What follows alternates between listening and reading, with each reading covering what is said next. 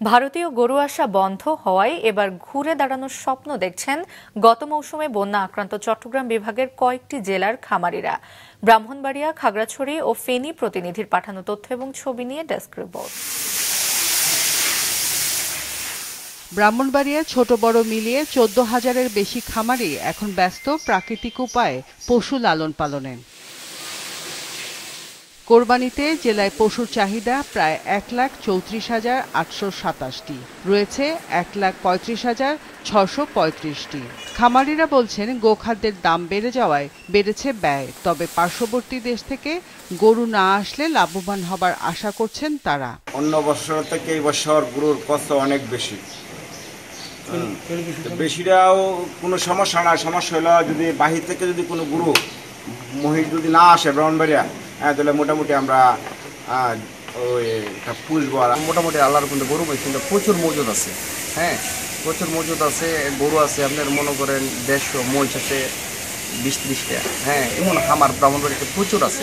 প্রস্তুতি চলতেছে এখন ব্রাহ্মণবাড়িয়াতে, যদি বাইরের গরু না ঢুকে, ইন্ডিয়ান গরু না ঢুকে, আলহামদুলিল্লাহ সবাই সুস্থ সবল গরু কমাই দিতে পারবে। আমাদের দেশে স্টেরয়েড ট্যাবলেট দিয়ে গরু মোটা তাজাকরণের একটা প্রবণতা আগে বেশি ছিল, এখন এটা অনেক কমে গেছে। রোজার ঈদের পর থেকে আমরা এইটার ব্যাপারে বিভিন্ন উপজেলায় গিয়ে উঠান বৈঠক এবং খামার পরিদর্শন বিভিন্ন ইয়েতে আমরা এটা তদারকি করতেছি। তাই সবসময় জীবাণু থেকে 10 গুণ বেশি সুরক্ষিত থাকতে ডেটল হ্যান্ড ওয়াশ। বন্যায় সব হারিয়ে আবারও ঘুরে দাঁড়িয়েছেন ফেনীর খামারিরা। শেষ সময়ে চলছে কোরবানির পশুর পরিচর্যা।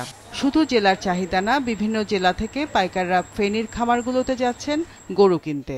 চলতি বছর জেলায় চাহিদা 82,000 আর পশু রয়েছে 87,000। সারা বছর গরু লালন পালন করে যদি কোরবানি লাভের আশা না করতে পারি, তাহলে আমাদের পুরো বছরের এটাই একটা লস প্রজেক্ট হয়ে যায়। তো সীমান্তে যদি গরু বন্ধ হয়, তাহলে আমাদের গরুগুলো প্রান্তিক খামারে আমরা যেগুলো আছি এগুলো মোটামুটি ভালো একটা দামে আমরা বিক্রি করতে পারবো।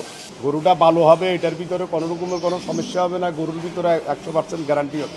এই কারণে জানাশোনা খামার থেকে গরু কেনার জন্য আমরা আগ্রহী, বা সেই কারণে আমি আছি। বন্যার পরে ফেনীতে ভয়াবহ বন্যায় অনেক গবাদি পশুর ক্ষয়ক্ষতি হয়েছে, তারপরেও ফেনীর মানুষ এই দুর্বিষহ বন্যা মোকাবেলা করে তারা এই যথেষ্ট পরিমাণ পশু কোরবানির জন্য প্রস্তুত করেছে। জেলায় ভারত থেকে পাচার হয়ে গরু আসা বন্ধে ব্যবস্থা নেওয়া হয়েছে বলে জানিয়েছে বিজিবি।